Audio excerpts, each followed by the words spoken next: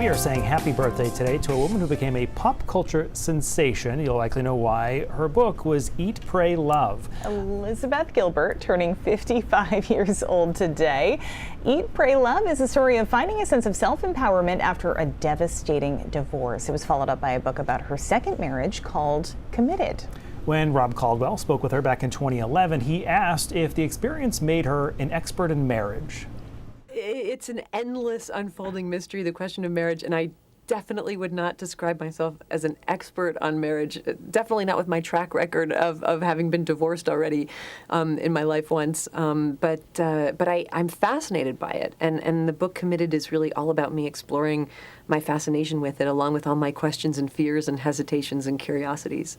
If you look at our national batting average, we don't do all that well with marriage, and yet it still holds a very special place in the lives of nearly everyone. Marriage is something that we all, to some degree or other, take seriously. Why do you think that is?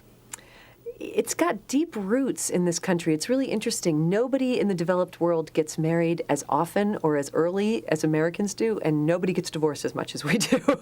You know, it sort of speaks to our optimism and a little bit of our dysfunction as well. But that 50% divorce rate that we talk about so much, that's so discouraging, I was actually really encouraged to discover that a lot of those numbers are really skewed by how many people get married too young. It really does seem like, you know, if there is a secret to marriage, the secret is to wait. If you get married under the age of 25, you have something more like an 80% possibility of getting divorced.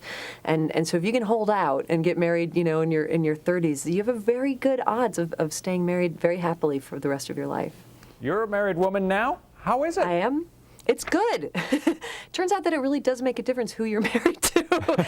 You know, and also I just think my second marriage is so much better because it's the difference, you know, between being in your 40s and being in your early 20s. I'm just a grown adult. I know who I am. I know who I'm not. I think my expectations are more realistic, and I just think I'm much better at it this time. Your last two books, Committed, Eat, Pray, Love, both bestsellers. Eat, Pray, Love in particular, just a publishing phenomenon. So when all these readers get a chance to talk to you, what are sort of the most common questions? What do they want to ask you? Oh, they want to ask me everything from how should I meditate and find God to what was it like to have Julia Roberts play you in a movie to I want to go to Italy and eat that pizza that you had. How can I find the address of that pizzeria? That seems to be kind of the main question that I get. It seems to be pizza-related queries. Well, that's an easier one to tackle than how do I find God? Right. Well, actually, I do think it's part of the journey. I think you could do worse on a search for divinity and wonder than to have pizza in Naples. It really does sort of open up all your senses.